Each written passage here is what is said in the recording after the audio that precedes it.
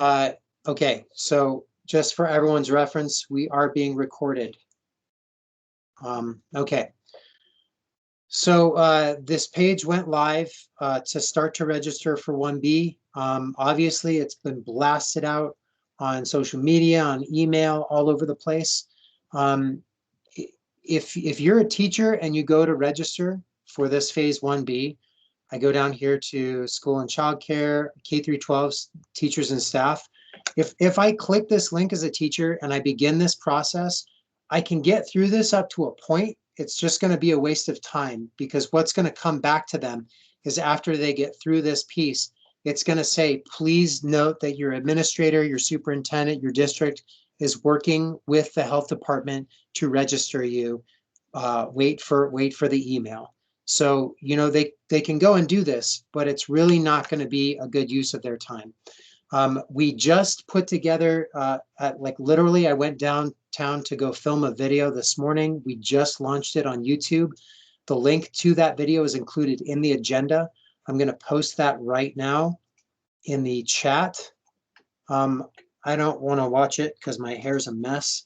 So you can make fun of me later after watching it. But we want you all to share this out with your friends, your staff, anyone who you may see a social media link to, anyone who you may see an email from that says, hey, go register at Banner. Banner 1B is open now. You can send this link to them. Banner and TMC are primarily the places where we're directing our 75 and older population. Those are the folks that are at the highest risk of dying from COVID. We need to get those folks immunized, and Banner and TMC are the places that we have dedicated that to do so. When we have no control over how Banner operates their registration system, it's a separate system from ours. It's operated out of Phoenix by people who are not in touch with our community. I'm going to stop talking about that part now. But if staff and school employees go and use that 1B registration from Banner to sign up to receive vaccinations, great, they're vaccinated, but that's potentially a spot that's being taken away from someone who's 75 or older. So lives are literally on the line for that. We want to just reaffirm that the communication that you all have been having with the health department, that we've been trying to maintain in terms of these webinar series, the outreach, just keep with those directions. We know it's taking a long time. We understand that it's frustrating. We are ahead of schedule. We weren't projected to get into 1B until February, so we're moving forward quickly. And schools, we want to go through the U of A for that process. We want to use this pre-registration process so we can control the flow and not overwhelm our systems. So it's really important that your HR groups, your HR departments are working on setting the priority for who's going to be receiving vaccines first among the staff populations that you work with. And those individuals will get an email from TMC directly. So I think I've beaten a dead horse there. I'm going to jump back over to the site briefly.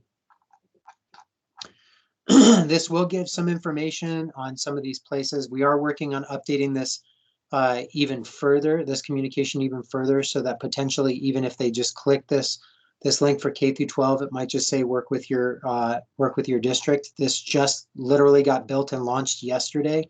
So it's still under the anvil, if you will. That's not what I wanted that to be.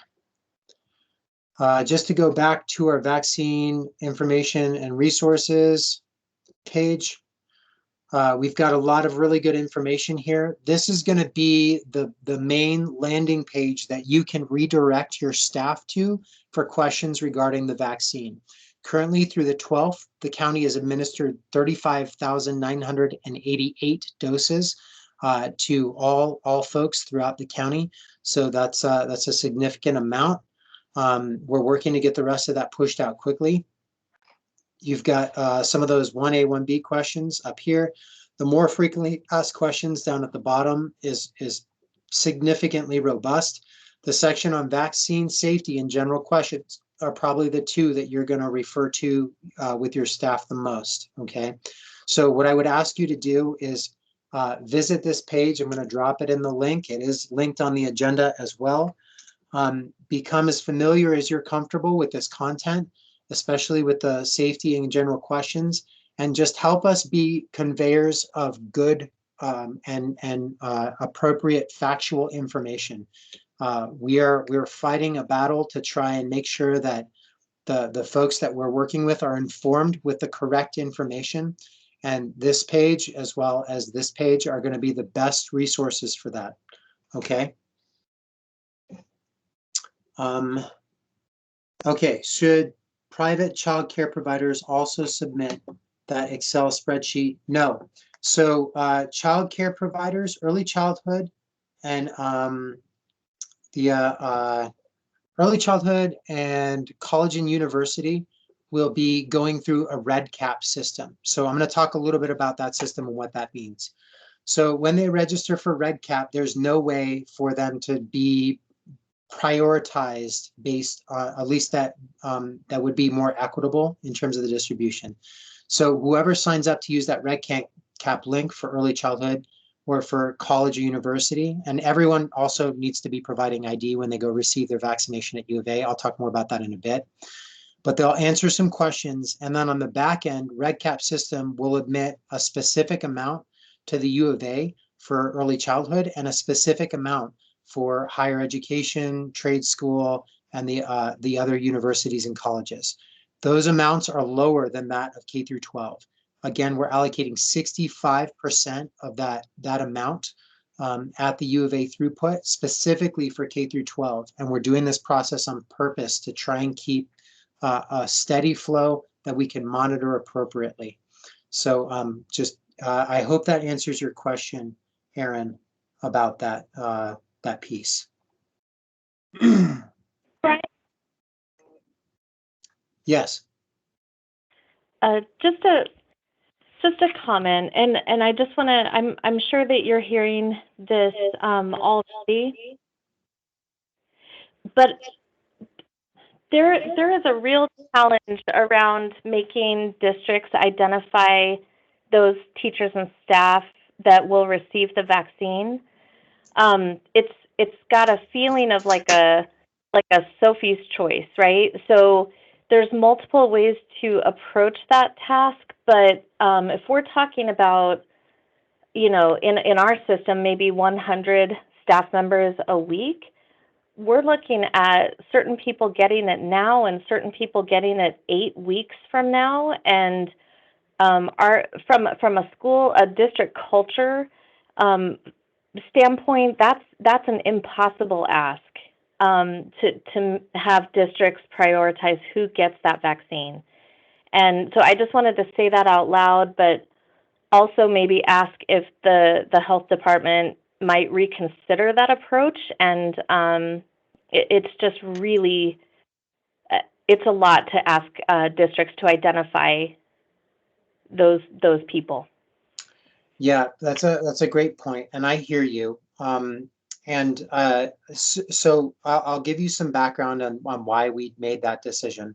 The health department can't be in the business of deciding all of the intricacies involved with your districts at a large aggregate level. So what applies in one district does not apply in a separate district. There's very different cultures and very different work environments within those districts. So we do think that it is a more equitable way to allow districts to designate who their priority employees are that they should get vaccinated based on the district's return to education, based on the district's perception of safety among those employees. The things that we have talked about with the superintendents and with the districts directly have been to include age as a factor. If they're 75 and older, they can go get vaccinated anywhere. They don't need to be on this list. They can go sign up and just get it done. If they're 65 and older, where that group is potentially going to open up for the same kind of opportunities as 75 and older fairly soon as well. And that just happened last night. The CDC just made that designation. And now we're trying to roll all of that into our planning as well. The part that makes this extremely challenging is that we only have a set amount.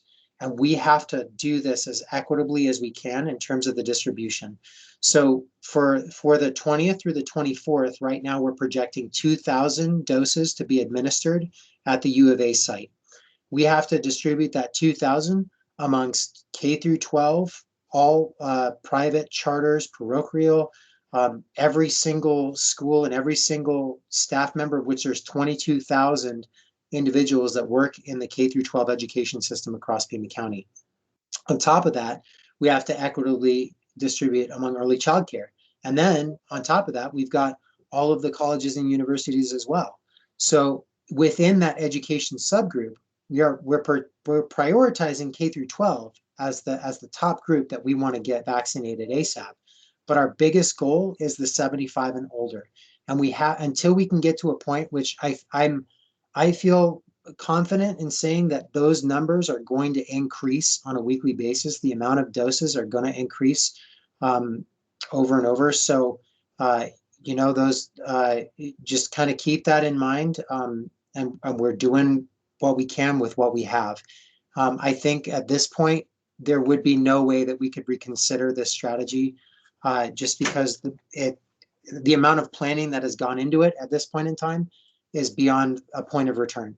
So we are going to keep with this strategy. We're going to ask your districts to fill out that list. I know the feeling of it has that kind of sense.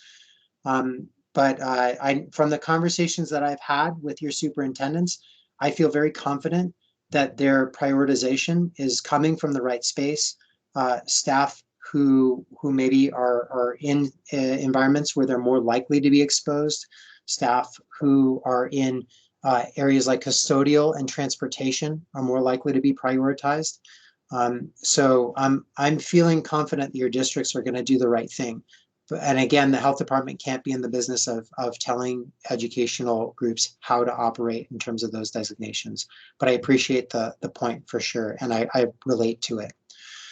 Question from Leslie: since we have employees who chose not to get the vaccine, but we do not know who they are, submit their names to register. Yeah.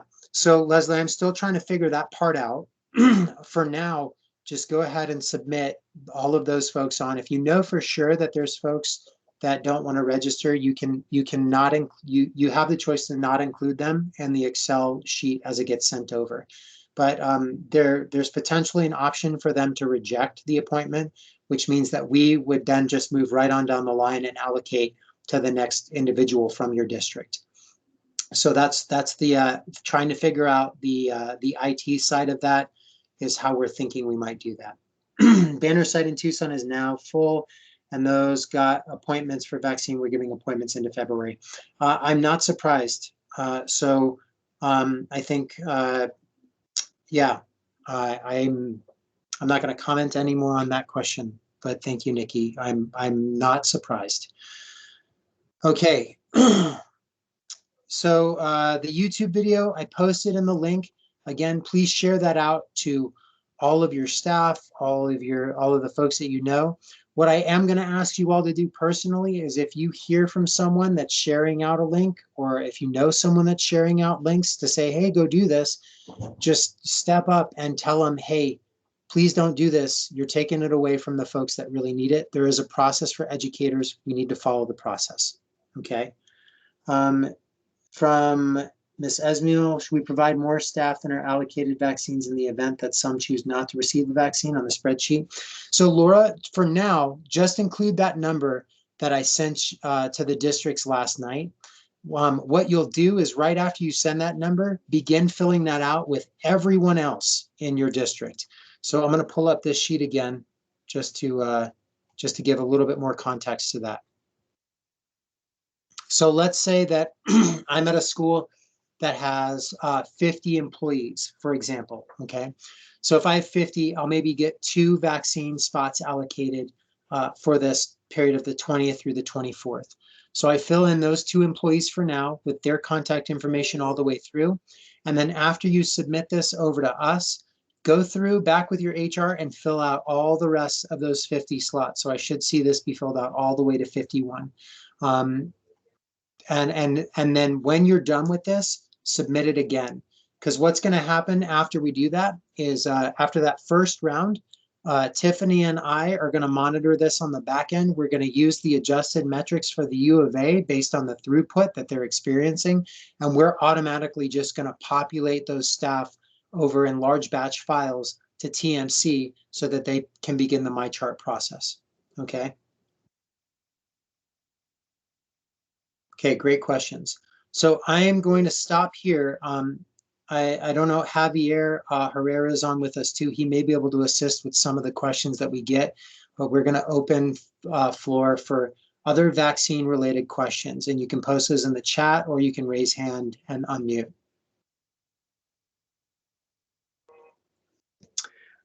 Yes, please send that Excel registration sheet back to me once you complete it. Thank you. And the question was, do we send the Excel registration sheet back to you?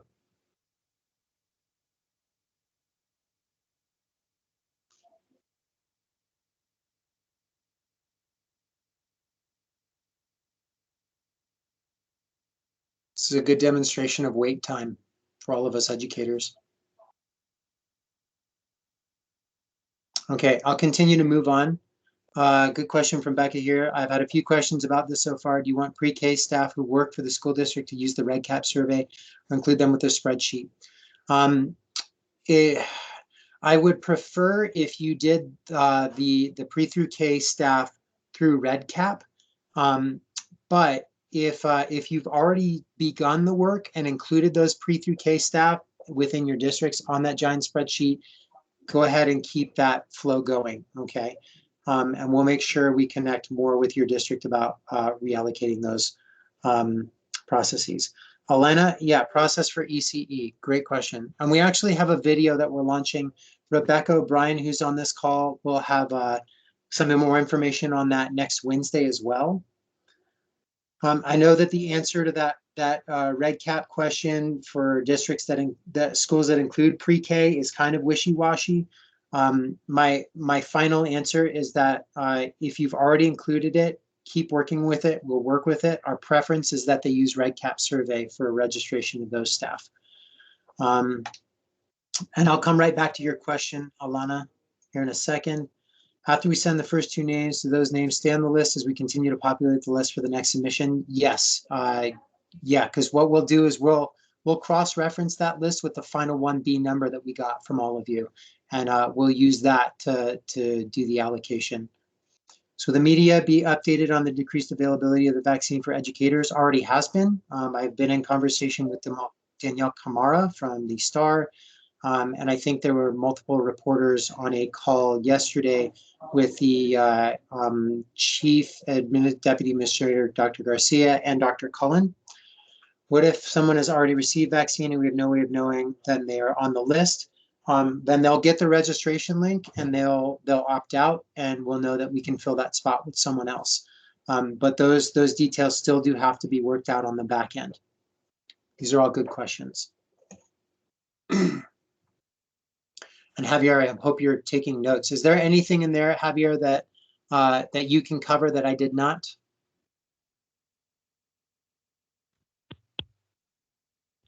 So at this point, it looks like you've covered the questions pretty well. Just for some background information so everybody's kind of fully aware. Right now, we're building a lot of capacity to offer vaccine. Of course, a lot of this is contingent upon supply, which has been referenced earlier here by Brian. As some of you may have seen in the media already at this point, it was the anticipation of the current incoming administration to release the rest of the doses that the federal government is currently sitting on. The current administration has gone ahead and done that, and so we anticipate a scaling up of available dosage within our community. When that looks like, we do this request on a weekly basis, and what that ends up looking like is still yet to be determined, but is still the goal of the county to be vaccinating upwards of 12,500 people by the end of this month. So we are going to be upscaling, as mentioned, with the additional 3 pod sites to get people vaccinated and certainly get vaccines into arms. And you guys have been identified as a critical population. And so as those vaccines, more doses do become available, we'll be sure to convey that information to you. Thank you, Javier. And please know that this whole thing has been a crazy river bend. You don't know what's around the next river bend. Just not knowing what's coming. We will continue to communicate with you all clearly so that if anything on the process changes, we will loop you in immediately and make you aware of anything that does change with all of this. Okay. Okay. I think I've covered everything else at that point. Let's jump back over to the agenda. Okay, so a couple graphics just to go over with you all. Again, close contact information. Close contact is being within 6 feet of someone who's COVID-19 for a cumulative 15-minute period within 24 hours with or without a mask. If you provided care at home for someone with COVID-19, direct physical contact, shared drinking or eating utensils, if they have sneezed, coughed, or somehow gotten respiratory droplets upon your personage, you would be defined as a close contact. When you report close contacts to the health department, please make sure that they are just individuals from your school. So they're either staff or teachers or students from your school site. There was some miscommunication on this last week that I want to absolutely make sure to clarify, that even if your students are in remote, we still need to make sure that we get that report from your district, because we do want to follow up with those, conduct case investigations, and continue to monitor for outbreaks. The outbreaks are the key piece right now, of which right now we've had 37 since August of 2020, and that's for just the school systems. The majority of those outbreaks have been cases where the individual who was a positive case and all close contacts were sent to quarantine and isolate appropriately, and further symptoms and cases developed post-quarantine. So we're doing a great job of controlling it through that mitigation effort. We need to make sure we're doing that. So even if your students or staff are remote, we still want to get those cases reported back to us, okay? From Ms. Prather, school lead who reports active cases are telling me this week they're not hearing back from anyone at PCHD as they did before winter break when they were sending info. Okay, I will take a note of that, Ms. Prather, and we will connect. I have a follow-up conversation with contact tracers on Friday. We'll make sure we get that addressed. If you can give me specific names, maybe offline on a separate conversation, I can make case references that way, and it enables our Maximus team to specifically identify where the breakdown in that communication is happening. Thank you for that. Last graphic here is just an overall visual of who's included in 1B. There's some good information down here. We'll be putting together something like this in terms of, oh, and Kathy, let's make sure to do that via Kiteworks too, not just over regular email, just because I don't want to break any medical confidentiality. We're going to be doing a graphic like this fairly soon for you all that just kind of outlines the process that is included in that YouTube video, specifically for K through 12, saying that you'll be emailed from TMC as soon as you're ready to go. And then we'll give them the process, a walkthrough of what they'll do from there. The exact email we'll have by then, so we'll include that in the information. We'll blast it out on this format. I'll be sending emails out to all the superintendents and administration folks from all the heads of schools. The county superintendent's office, Dustin Williams, has been really helpful in getting those communications out. So, you know, just continue to monitor through multiple channels, and you'll see that information come out to you all. You've seen the quarantine guidance. I am going to open this up again one more time just to, oh, here we are. So just to reemphasize, the day of exposure is day 0. Quarantine begins on the next day after exposure. An individual can now, with reduced quarantine, return to school on day 11 if they've gone through the quarantine and have not had any symptoms. If they're in that same situation, have not had any symptoms, they can take a test on day 5 and return 2 days after the negative test result, pending the fact that they do not develop any symptoms. We do recommend that all of these mitigation requirements are followed in order to apply for reduced quarantine. A couple other questions popping up here. What group would a 50-year-old with diabetes, high blood pressure, and obesity be? I would suggest that would be a high priority. So that would be at the top of one of the folks on the top of my list if I was submitting in a list. Becky, did you want this one? This phase 1B? Or the quarantine one? Okay, quarantine. I'm going to drop this in the link just to make sure y'all have that too.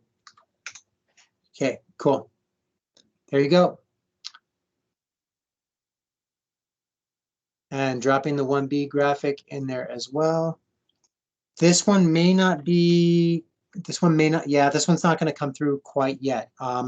Give me a little bit of time to get that loaded onto the Google Docs, and I'll make sure we get that out to you, Lisa, okay?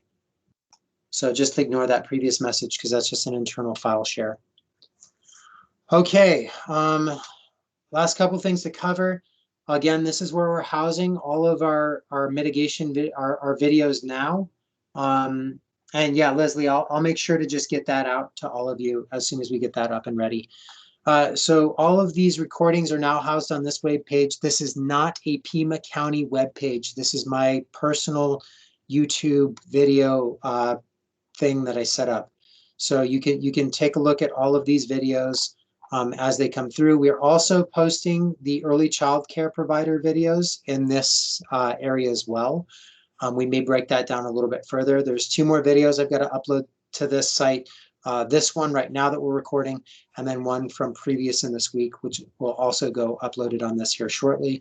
And then the YouTube video that I dropped in the link earlier is an official Pima County communication. So that one comes direct from the county. You can cite it. The information contained in this webinar that we're doing today is Pima County official information, but these videos are not official Pima County communications. So I just want to make that clear. I mentioned earlier the outbreaks in schools. We have 37 at this point in time. We continue to work with your districts to monitor those and to keep you all updated as needed. A couple other questions here. Private child care providers also submit that Excel spreadsheet or have staff register individually through a site. We're in a different category than K through 12 districts. Aaron, let's touch base after this because I think there might be some important things that we will have to connect on that. Oh, wait, hold on. Sorry, my chat box scrolled all the way to the top and we already addressed that question. Sorry. Oh, thank you. Yeah, so Emily Waldron just posted a link to a lot of those graphics with the U of A. Again, I want to mention that the intern that we're working with, Jessica, has been fantastic in creating a lot of this information for us. And at some point in time, if she ever is looking for a job, she definitely gets our recommendation. If a teacher gets the first vaccine in Phoenix, will they be able to get the second one here? I don't know the answer to that question. I will take that back and see if I can get an answer for you. In the meantime, either Kristen or Have, if you've got an answer to that question, please feel free to jump in. Kristen, I'll defer to you on that one.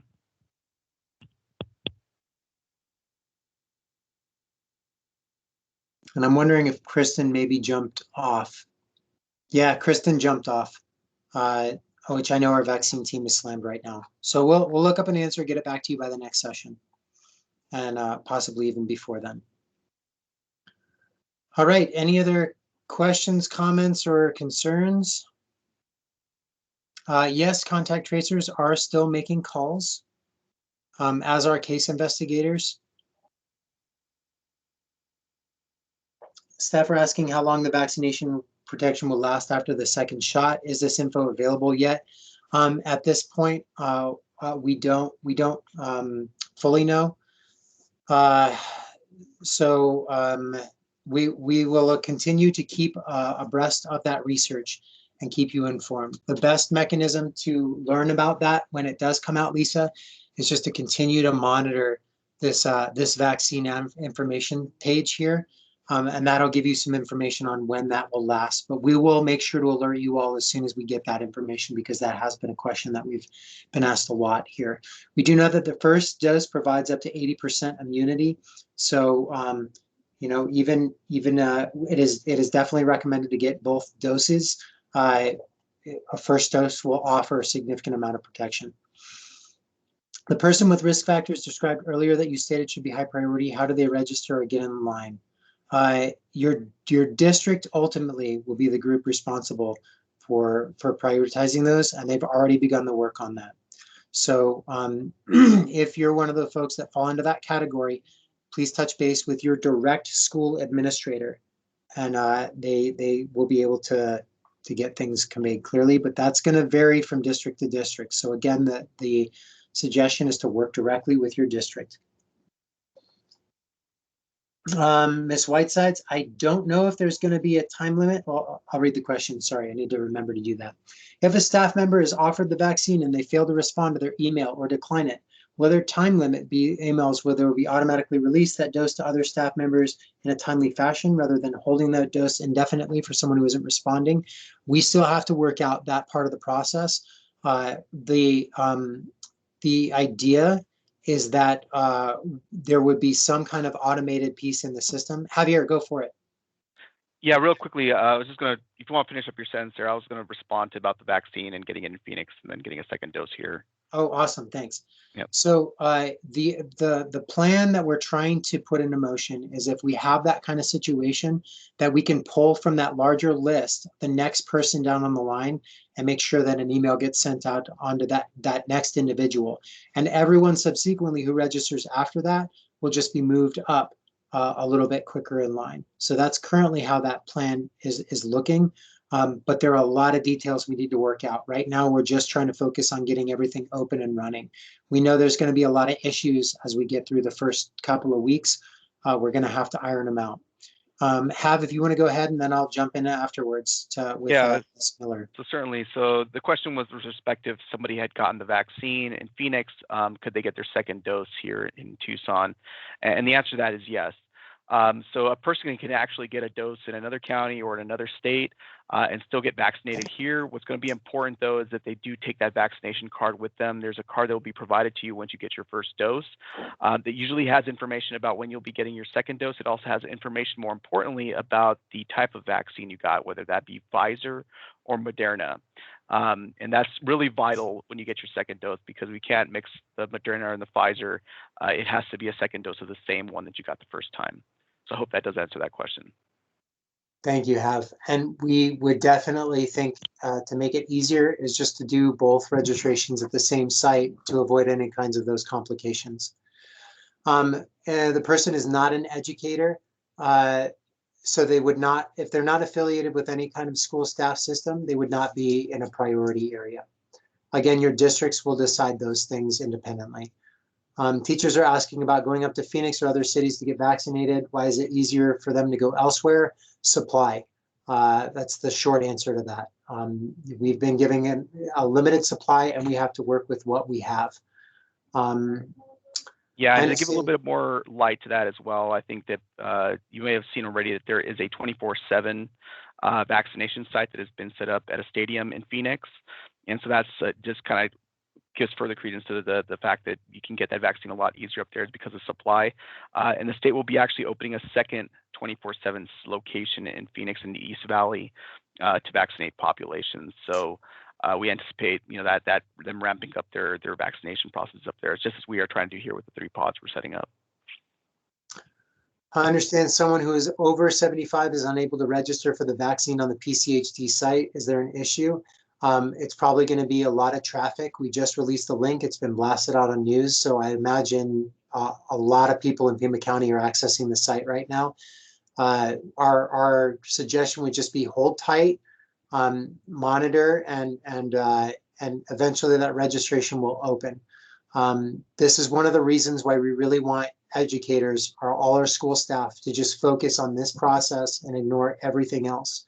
Unless they are a 75 and older educator, it may take them a while to get registered. They can go to the banner site to register anywhere that that they're able to for 75 and older. Okay.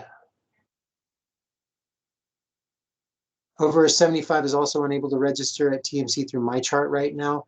My guess is that's probably a traffic issue. Registration website is experiencing high traffic. Check back again later. Thank you, Margaret. Thank you for vaccine info in Phoenix, Javier. That's a shout out to you directly. I was able to schedule my 75 over mom at Banner Kino South. When I tried to schedule my dad, it said full, try again tomorrow. Yeah, it's going to fill up really quick. So just continue to monitor and make appointments as you can. Miss Heather Shaw is asking, is there anything we can do to facilitate obtaining more vaccines in Pima County? Call our representatives. I mean, there's only so much folks can do. We are going to be getting more, and we have been working hard to make the case that we should get more. The state did approve our accelerated vaccine plan. We just don't have it right now. And, you know, Javier again mentioned that there is a 24-hour vaccination site that opened up in Phoenix at a stadium. So I'm sure they needed a lot of vaccine supply to run that specific facility. With all the high demands and 1B categories opening, if you have gotten your first shot already and have an appointment for the second, will be enough kept back so we're guaranteed our second dose. You will always be guaranteed your second dose. Javier, if you want to expand further on that. Yeah, absolutely. So yeah, everything has been allocated to for second doses, and that's already done through the allocation tool. So there should be no challenges in anybody receiving their second dose whatsoever. And even in addition to the additional doses that will be released by the federal government, those had been originally been reserved for second dose purposes. At this point, there remains a pretty high confidence that both Pfizer and Moderna are in regular production enough to meet that demand and that need for the second dose. So yeah, certainly do not worry about that piece yet, folks.